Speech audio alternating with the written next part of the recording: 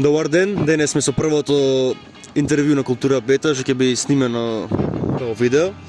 Денес сум со Corrosion и сега ќе се представат членовите на Corrosion. Тие се Андрей Сивески. Што функција имаш ти?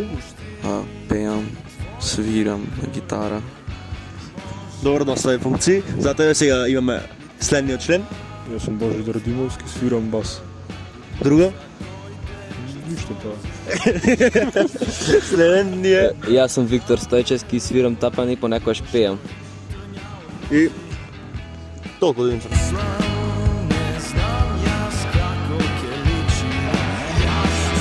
Почнеме интервјуто со името Corrosion. Од каде иди, што е потеклото?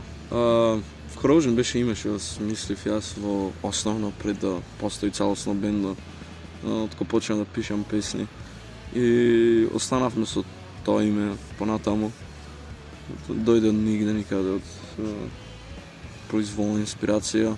Дури планиравме да го менуваме. Често мислеа луѓето дека е метал бенд заради името Corrosion. И слушавме дека некои одбегнуваат само заради името да слушнат. И бевме во дилема дали да го менуваме. На крај одлучивме и Виктор плачеше да го задржиме името. Што е носталгично за нас, постои од тогаш. Но сега веќе би вражано Corrosion, Да, си останата. ние сме тие, нема бегање. Тераме со тоа. Како одмислувате бендот во следното ваше издавање? Правецот на бендот, општо, целосно идејата на бендот.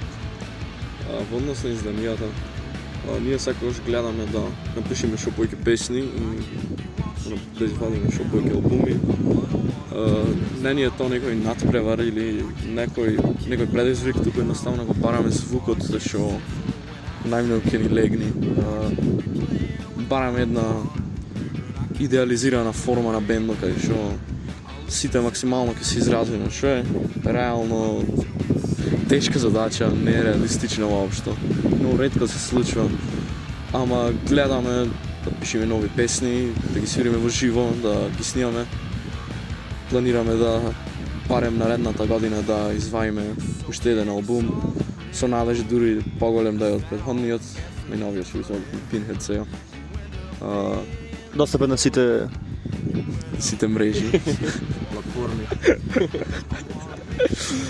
Конкретно за иднината на бендот, никогаш не сме имале некоја замисла за иднината на бендот. Не одиме многу напред во времето, кога гледаме што појќе да направиме во сегашноста. Така да бендот е само резултат на дружење во однос на светот на музиката.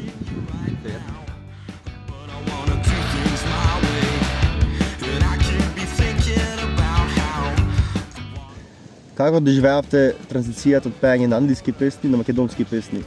Дали чувствувавте некаква разлика кај публиката или на реакција?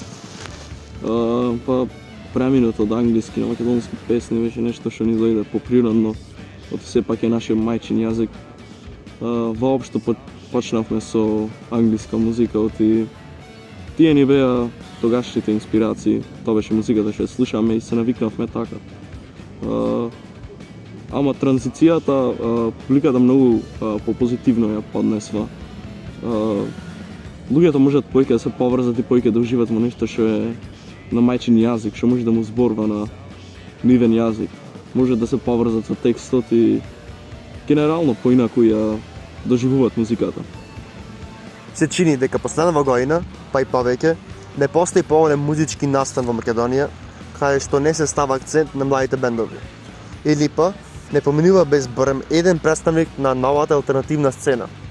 На што се должи таа појава? Отсуството на алтернативната сцена по долг период или слабото развивање на мејнстрим сцената?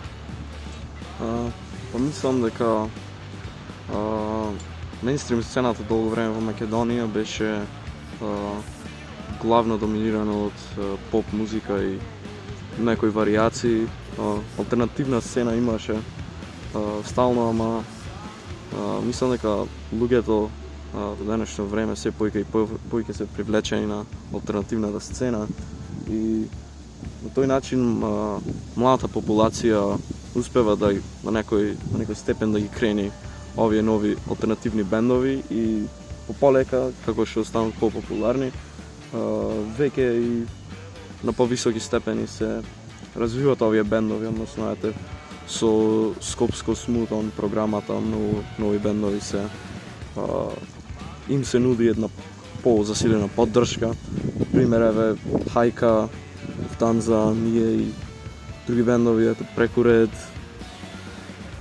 Basement Cult, Xanadu, Cut Your Nipple и други бендови се константно поддржани од Скопско Смут програмата. Мислам дека на тој начин успева алтернативната сцена полека се претвори во мејнстрим сцена. Како влие Битола врз вас и врз вашето творење? Па, Битола конкретно како помал град,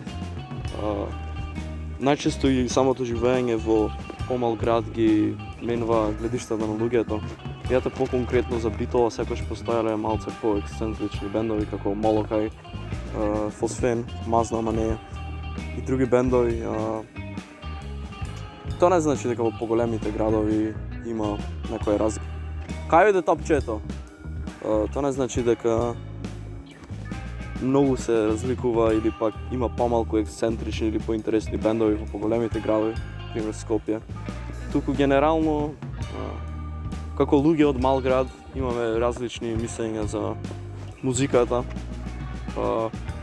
Пример тоа што многу луѓе не слушаат во помалите градови домашна музика, туку почесто светска. Завршивте? Ај, готово со интервјуто. Ајде. Ајде. Това да ви се благодарам, беше прво интервју